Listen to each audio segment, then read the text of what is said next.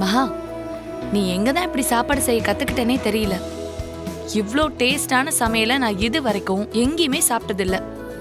வேற லெவல் இல்லப்பா? ஆமா காவேரி, உண்மைய சொல்லணும்னா மகாவோட சமையலை சாப்பிட்டா அப்படியே எங்க அம்மா சமையல் தான் ஞாபகத்துக்கு வருது. அப்படியே எங்க அம்மாவோட கைப்பக்குவம். என்னங்க, அவ சமையல் நல்லா இருக்கு, ஒத்துக்கிறேன்.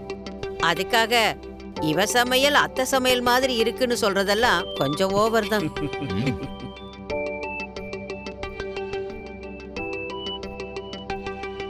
அப்படியெல்லாம் எதுவும் இல்ல வசுந்தரா, நீயே சொல்லு. முதல்லலாம் நான் 4 இட்லி தான் சாப்பிடுவேன். இப்ப அது டபுள் ஆகி 8 இட்லி ஆயிருக்கு. கை பக்குவத்தை விட சமைக்கிறவங்க சமையல் செய்யறப்ப அவங்க குடும்பத்து மேல அக்கறையா சமைச்சாலே அந்த சாப்பாட்டுக்கு தனி ருசி வந்துருமா. மகாவும் அப்படிதான் சமைக்கிறா. நல்லா இருக்குமா. மாமா, அப்படி என்ன சமைச்சிருக்கான்னு ஆளாளுக்கு போந்துகிட்டு இருக்குங்க. சாதாரணமா தான் இருக்கு, அவ்வளவுதான்.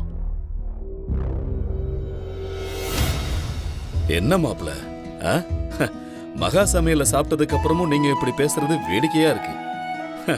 நான் நிஜத்தை தான் சொல்றேன். சமையல்னா எல்லாருக்கும் வராது.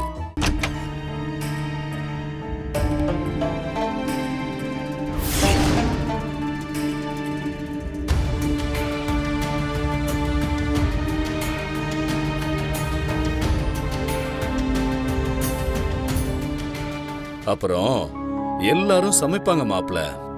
ஆனா பக்குவம் தெரிஞ்சு சமைக்கிறவங்களால மட்டும்தான் இந்த அளவுக்கு ருசியா சமைக்க முடியும். நீங்க எங்க அம்மா சமையல சாப்பிட்டதில்ல, அதனாலதான் இப்படி பேசுறீங்க. அவங்க சமைச்சாங்கன்னு வைங்களேன், தெருவே மணக்கும்.